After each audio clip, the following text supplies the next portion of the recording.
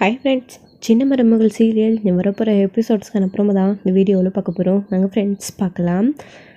இப்போது ஜன்னல் வழியாக சேது மேலே பாம்பு ஏறி படுத்துருக்கு. ஸோ அவர் அதை கவனிக்காமல் தூங்கிக்கிட்டே இருந்தாங்க.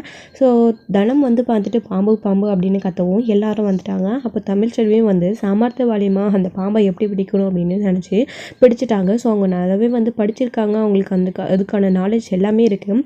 ஸோ பாம்பு வந்தால் முதல்ல நம்ம பயப்படாமல் இப்படி தான் செயல்படணும் அப்படின்றது தமிழ்ச்செல்விக்கு நல்லாவே தெரிஞ்சிருக்கு.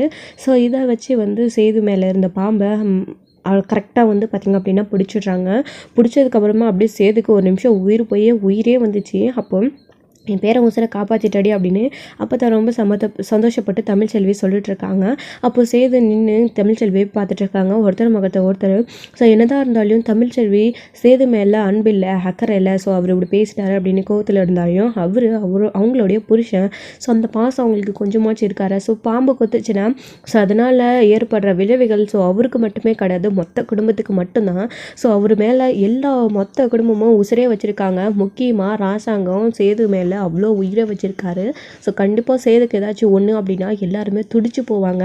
இதை நினச்சி சேதுவை காப்பாற்றணும் அப்படின்றதுக்காக தமிழ்ச்செல்வி இந்த ஒரு விஷயத்த பண்ணிட்டாங்க. ஸோ இது எல்லாத்தையும் தாண்டி சேதுவோட மனசில் என்ன இருக்குது அப்படின்னா, தமிழ்ச்செல்வி என்னை பிடிக்கவே பிடிக்காது, என்கிட்ட வாக்கப்பட்டு இந்த மாதிரி நாசமாக போகிறேன் அப்படின்னு நேற்று சொன்னேன். ஆனால் இன்றைக்கி எந்த ஒரு பாசத்தில் என்னை காப்பாற்றினா அப்படின்றது தான் அவருடைய எண்ணத்தில். ஸோ நம்ம மேலே எவ்வளோ காதலும் அன்பும் வச்சுருந்தா நம்மளை காப்பாற்றிருப்பா அப்படின்றது சேதுக்கு ஸோ அதுக்கப்புறம் என்ன நேரமோ தெரியல, காலையிலே இப்படியெல்லாம் நடக்குது. முதல்ல 2 பேரும் நீங்கள் கோயிலுக்கு போயிட்டு சாமி கும்பிட்டு வாங்க அப்படின்னு சொல்லிட்டு அப்போத்தான் சொல்கிறாங்க. என்னடி நான் சொல்லிக்கிட்டே இருக்கேன், மாதிரி நின்றுக்கிட்டே இருக்கா அப்படின்னு அப்போத்தான் சொல்கிறாங்க. சரி அப்போத்தான் அப்படின்னு காலேஜுக்கு போகணுமே அப்படின்னு. போகும்போது அப்படியே உன்னை சேது கூட போயிட்டு கோயிலுக்கு போயிட்டு அப்படியே நீ காலேஜுக்கு போடி அப்படின்னு சொல்கிறாங்க. அப்போத்தான் அது அப்படின்னு அக்கா அப்போ தான் சொன்னாங்கல்ல, கொஞ்ச நேரத்தில் அந்த பாம்பு எல்லாரையும் பயமுடுத்துடுச்சு. அக்கா நீ முதல்ல எழுப்பி விட்டுட்டு போன இல்லைக்கா, அதுக்கப்புறம் நான் கூட ரொம்ப நேரமாக என்னக்கா உசுன்ற அதான் எந்திரிக்கிறேன்னு சொன்னலன்னு என் பாட்டுக்கு தூக்கத்திலே பேசிட்டு இருந்தேக்கா. அப்புறமா தான் அந்த பாம்பு மாமா மேலே போயிருக்கு போல இருக்கு. நல்ல வேலை என் பக்கமாக திரும்ப வேண்டியது மாமா மேலே போயிடுச்சு அப்படின்னு. ஓ தனம், அப்போ நீ தான் என் மேலே பாம்பு விட்டியா அப்படின்னு. மாமா எனக்கு எங்கே மாமா பாம்பு பிடிச்சி உங்கள் மேலே ஓரளவுக்கு தைரியம் வந்திருக்கு, அதுவாக உங்களை தேடி வந்திருக்கு மாமா அப்படின்னு. ஆமாம் நான் உங்கள் சொந்தக்காரங்க பாரு, அது என்னை தேடி வந்திருக்கு, பேசுகிற பாரு பேசி ஒரு நிமிஷம் ஆகும் உயிர் வந்துச்சுமா, கண்ணு கிட்ட அந்த பாம்பு நிற்குது, என் கண்ணை பார்த்து கொத்திருந்தா அது என்ன ஆகுறது அப்படின்னு. மாமா என்ன இப்படிலாம் பேசுகிறீங்க, காலையிலே அமைதியாக இருங்க மாமா அப்படின்னு. பின்ன நீ பேசுகிறது எப்படி இருக்குது அப்படின்னு. ஐயோ சும்மா 2 பேரும் நிறுத்துறீங்களா, காலையிலே ஆரம்பிச்சிட்டிங்களா, நான் சொன்ன மாதிரி இதுரா போய் குளிச்சு முடிச்சுட்டு அவள் கூட கோயிலுக்கு போயிட்டு வாடா அப்படின்னு சொல்லிட்டு முதல்ல இந்த வீட்டை சுற்றி எல்லாத்தையும் க்ளீன் பண்ண சொல்லணும், இந்த கிருந்தெல்லாம் அடிக்க சொல்லணும், வயிற்று பிழைச்சாச்சு இருக்கிற வீட்டுக்குள்ளே இப்படி பாம்பு வந்திருக்கு அப்படின்னு சொல்லிட்டு ராசாங்கத்துக்கிட்ட இந்த விஷயத்த சொல்லணும் அப்படின்னு. அப்போ தான் அங்கேருந்து இவங்களை கோயிலுக்கு போக சொல்லிட்டு போயிடுறாங்க. ஸோ பார்த்துடு மாப்பிள்ள திரும்பவும் வந்துட்டு போகுது அப்படின்னு. மாமா அதை எடுத்துகிட்டு போங்க, என்ன எங்கே விட்டு வச்சிருக்கு அப்படின்னு. நானாடா அப்படின்னு, இதை பிடிக்கவே பயமாக இருக்குது அப்படின்னு. அது இவ்வளோ வெளியில் வராது, அதை பிடிச்சி கட்டிட்டு இருக்கீங்களா, தூக்கிட்டு போய் எங்கேயாச்சும் தூரமாக விட்டுருங்க அப்படின்னு சொல்லிட்டு தமிழ்ச்செல்வி சொல்கிறாங்க. என்னது அத்தை விடணுமா, மாமா அடித்து கொல்லி அப்படின்னு. பாம்பு அடித்து கொல்றதெல்லாம் பாவம், அதை அடிக்காதீங்க விட்டுருங்க அப்படின்னு சொல்லிட்டு அதுக்கப்புறம் வெளியில் அப்போ தான் இருக்காங்க. அதை எடுத்துகிட்டு போகும்போது இது என்னடா பண்ண போகிறாங்க அப்படின்னு பயமாக இருக்குது, தூக்கிட்டு போகக்கூடாது தூரம் அப்படின்னு அப்போ தான் சொல்லும்போது அப்போ தான் இதை சேது அடித்து கொல்ல சொன்னால் ஆனால் தமிழ்ச்செல்வி வேண்டான்னு சொல்கிறா, என்ன பண்ணுறது அப்படின்னு. வேண்டாண்ணா அவள் கரெக்டாக தான் சொல்லியிருக்கா, அவள் வயிறுமாக இருக்கா, அதுவும் அவன் மேலே பாம்பு வந்திருக்கு, இதை அடிச்செல்லாம் கொல்ல வேணாம், தூக்கிட்டு போய் தூரமாக எங்கேயாச்சும் விட்டுட்டு வந்துருங்கடா காட்டு பகுதியில் 2 பேரும் போய் அப்படின்னு சொல்கிறாங்க. ஐயோ இப்போ என்ன பண்ணுறது அப்படின்னு, இதுக்கு நாம் தான் இன்றைக்கி இறைய அப்படின்னு சொல்லிட்டு பயந்துக்கிட்டே அதை காரில் எடுத்துக்கிட்டு தூரமாக விடுறதுக்கு போயிட்டுருக்காங்க. அப்போ தான் புலம்பிகிட்டே போயிட்டுருக்காங்க. என் பேர் எனக்கு என்ன நேரமோ காலையில் எழுந்திரிச்ச உடனே இப்படியெல்லாம் நடக்குது அப்படி இப்படின்னு. அப்போ தான் அங்கே ராசாங்க அத்தா என்ன உன் பாட்டுக்கு புலம்பிகிட்டே வர அப்படின்னு. அது இன்னைக்கு பெரிய ஒரு விஷயம் நடந்துச்சுன்னா நம்ம சேது மேல இல்லை, சேது அவன் மேலே பாம்புடா அப்படின்னு சொன்ன உடனே அப்படியே ஆடி போயிடுறாங்க நம்ம ராசாங்கம். என்ன அத்தை சொல்கிற, பாம்பா எங்க அப்படின்னு. இங்கே இல்லைடா அங்கடா சேதுவும் தமிழ்ச்செல்வி இருக்கிற வீட்டிலடா அப்படின்னு. என்ன சொல்கிறீங்க அப்படின்னு. ஆமாடா அவன் முகத்தை முன்னால் நின்று தெரிஞ்சு அதை நம்ம தமிழ்ச்செல்வி தான் பிடிச்சிட்டா அப்படி இப்படின்னு அப்போ தான் நடந்த விஷயங்களும் சொல்லிட்டு இருக்காங்க. இது கேட்டு ஆடி போயிடுறாங்க ராசாங்கமே. என்ன சொல்கிற இது ஆமாண்டா, வயித்த பிள்ளத்தாச்சிக்காரி இது ஏதாச்சும் பண்ணியிருந்தா என்ன ஆகுறது? அது மட்டும் இல்லாமல் 3 பொட்டச்சிங்க இருக்காங்க அந்த வீட்டில். அப்படி இருக்கும்போதே பாம்பு வந்திருக்கு. முதல்ல அங்கே எல்லாத்தையும் சுற்றி க்ளீன் பண்ண சொல்லணும் அப்படின்னு சொல்லிட்டு, ஆமாம் இந்த கருப்பையன் எங்கே போயிட்டான் அப்படின்னு, அவனா அந்த பிடிச்ச பாம்பை விட்டுட்டு வரத்துக்கு போயிருக்கான் அப்படின்னு. சரி அதான் அவன் வந்த உடனே முதல்ல எல்லா இடத்தையும் க்ளீன் பண்ணி மருந்து அடிக்க சொல்லணும். அந்த வீடு மட்டும் இல்லை இந்த வீட்டையும் சுற்றி பண்ணணும் அப்படின்னு சொல்லிட்டு இருக்காங்க. அப்போ தான் இதை கேட்ட அவங்களுடைய தங்கச்சி அவன் வந்து பார்த்திங்க அப்படின்னா பாம்பு அப்படின்னு சொல்லி அவங்களுமே ரொம்ப பயப்பட ஆரம்பிச்சிடுறாங்க. இந்த வீட்டுக்குள்ளே இது வராதில்லை அப்படின்னு. என்ன பழி வாங்கிறதுக்காக யாராச்சும் விட்டுருப்பாங்களா அப்படி இப்படின்னு பல யோசனைகள் எல்லாம் அவங்க வேற பயந்துட்டு நிற்கிறாங்க. நீங்கள் வேற ஏன்டி இப்படி பயன்படுத்துறீங்க அப்படின்னு. என்னம்மா நீ இப்படி சொல்லிட்ட, நீ பாம்புன்னு சொன்னதுக்கப்புறமா எதை பார்த்தாலும் எனக்கு பாம்பு மாதிரியே இருக்கா பார்த்தா அப்படின்னு பயந்துட்டு நிற்கிறாங்க. அதெல்லாம் ஒன்றும் இல்லடி, போய் வேலையை பாருங்கடி வந்துட்டாங்க அப்படின்னு சொல்லிட்டு அப்போ தான் கொஞ்ச நேரத்தில் சேதுக்கு உயிர் போய் உயிர் வந்துச்சு. எப்படியோ தமிழ் செல்வி தான் காப்பாற்றணும் அப்படின்னு.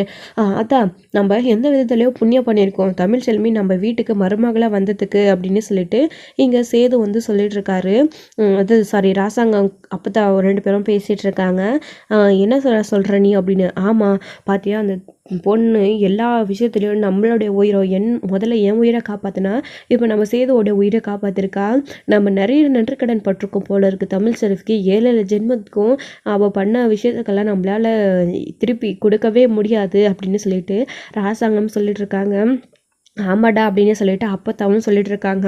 அப்போது இந்த சேது பையனை முதல்ல 2 பேரையும் டிவோர்ஸ் வாங்குற விஷயத்த மறந்துட்டு சேர்ந்து வாழ வைக்கணும், இதுதான் நம்ம அவங்களுக்கு பண்ணுற பிராயச்சித்தமாக இருக்கும் அப்படின்னாலாம் வந்து அப்பத்தாவும் ராசாங்கமும் பேசிகிட்டு இருக்காங்க. ஆமாம் நீங்கள் சொல்கிறது கரெக்ட் தான் அப்படின்னு ஒருத்தருக்கு பேசிகிட்டு இருக்காங்க. அவளால் தான் இந்த வீட்டில் எல்லாரும் இன்னும் உயிரோடு இருக்கோம், அதுக்கு காரணம் அவள் தான் அப்படின்னலாம் வந்து பெருமையாக பேசிகிட்டு இருக்காங்க. அப்போ தான் வந்து கொஞ்சம் நேரத்துலேயே வந்து பார்த்திங்க அப்படின்னா இங்கே எல்லாரும் போனதுக்கப்புறமா வந்துட்டு தினமும் குளிக்க போயிடுறாங்க. இப்போ அதில் குளிச்சுட்டு வாடி டைம் ஆகுது அப்படின்ன உடனே அப்போது சேது இருந்துக்கிட்டு தேங்க்ஸ் அப்படின்னு சொல்கிறாங்க. எதுக்கு அப்படின்னு. என்ன பாம்பு பிடிச்சிருக்க, இதுக்கு ஒரு தேங்க்ஸ் கூட உனக்கு சொல்லக்கூடாதா அப்படின்னு. இருக்கட்டும் ஒரு பாம்பு வந்து மேலே ஏறி நின்று புசு புசுன்னுது, ஒரு மனுஷன் எல்லாரும் கத்த கத்த இப்படியா தூங்குவாங்க அப்படின்னு. என்ன பண்ணுறது, உடம்பெல்லாம் ஒரே அசதியாக இருக்கா அப்படின்னு. ஆமாம் இவர் போய் தினமும் ஏர் உழுவிட்டு வர்றாரு, கஷ்டமாக இருக்கா கஷ்டம், பாம்பு மேலே ஏறது கூட பார்த்தாரு நம்ம தூங்கியிருப்பாங்க அப்படின்னு. நீங்கள் பாம்பு வந்த உடனே அந்த பெட்ஷீட்டை தூக்கி அப்படியே போட்டு சுருட்டி இருந்தீங்களா அந்த பாம்பு சுருண்டு போய் அமிதா விழுந்திருக்கும் அப்படின்னு சொல்லி தமிழ் செல்வி சொல்கிறாங்க. என்ன சொல்கிற நீ அப்படின்னு. ஆமாம் நம்ம முதல்ல ஒரு பாம்பு வந்தால் நம்ம அதை பயப்படாமல் இந்த மாதிரி நான் பிடிச்சனே அந்த மாதிரியோ இல்லைனா அது மேலே ஒரு போர்வையை போட்டுட்டோம் அப்படின்னா அது எங்கேயும் நகராது அப்படின்னு சொல்லிட்டு தமிழ் செல்வி செய்திக்கிட்ட சொல்லிட்டு இருக்காங்க. ஓ அப்படியா, இது தெரியாமல் போச்சு அப்படின்னு. நாலு எழுத்து படிச்சிருந்தா தானே இதெல்லாம் தெரியும் அப்படின்னு. என்ன பாம்பு பிடிக்கலாமா படிப்பாங்க அப்படின்னு. ஐயோ உங்களுக்கு போய் காலையில் கிளாஸ் எடுக்கிறேன் பார் என்ன சொல்லணும் அப்படின்னு சொல்லிட்டு தமிழ் செல்வி போகிறாங்க. ஒரு நிமிஷம் அப்படின்னு. ஏன் நீ அப்போவே அதை சொல்லியிருக்கலாம்ல அப்படின்னு.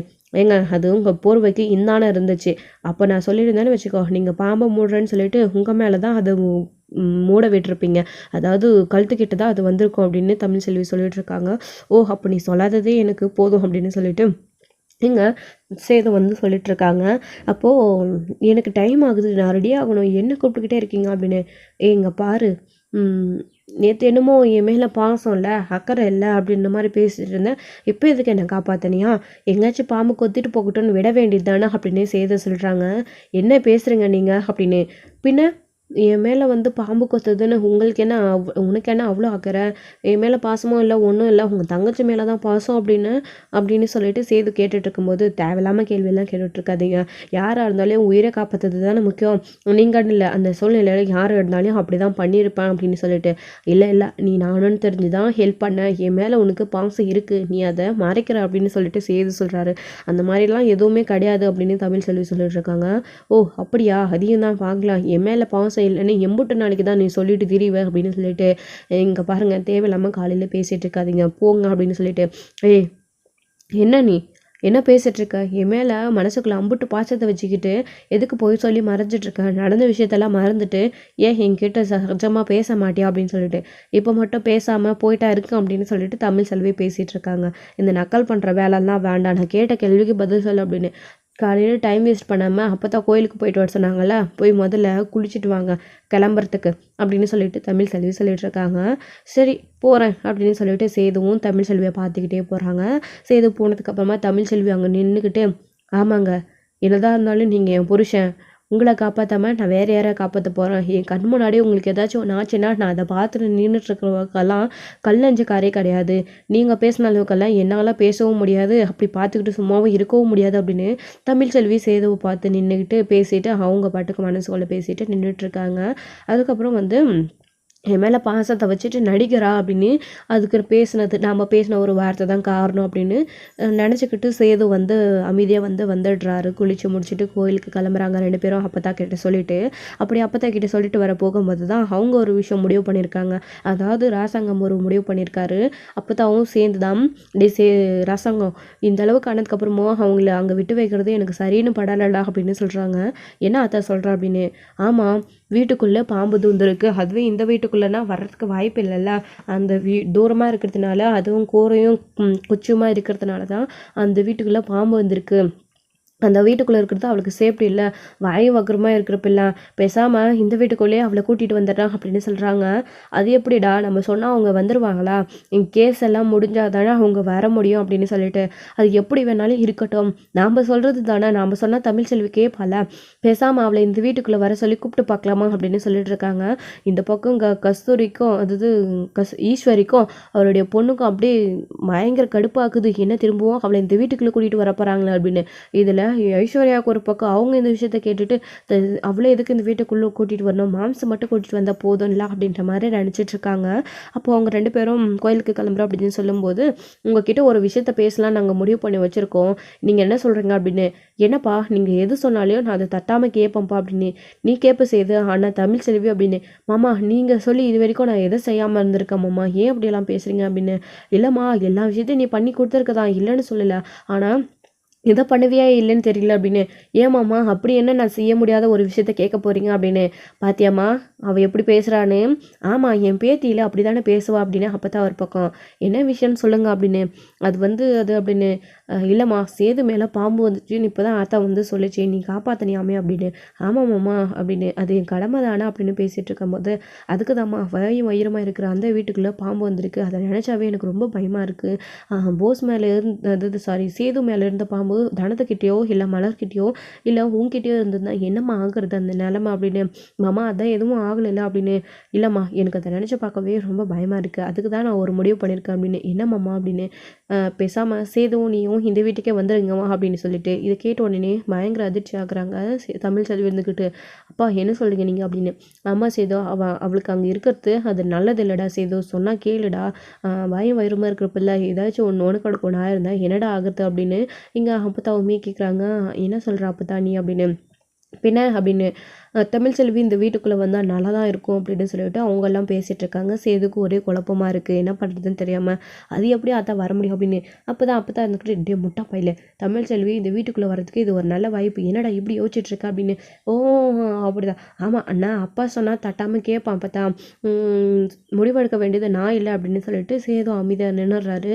என்னம்மா தமிழ்ச்செல்வி கேட்டுக்கிட்டே இருக்கா, அமைதியாக நின்றுட்டுருக்கா, ஏதாச்சும் ஒரு பதில் சொல்லுமா அப்படின்னு.